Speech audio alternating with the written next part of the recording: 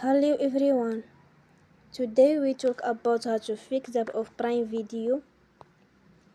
We will go to settings, then we click on apps. After that you will search the app Prime Video and you will click. Then you will on for stop.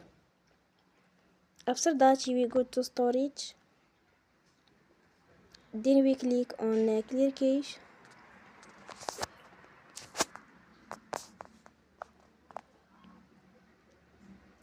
In the end, turn off your phone and you will recharge your phone again. Don't forget to support us by like and subscribe. See you next time and thank you for watching.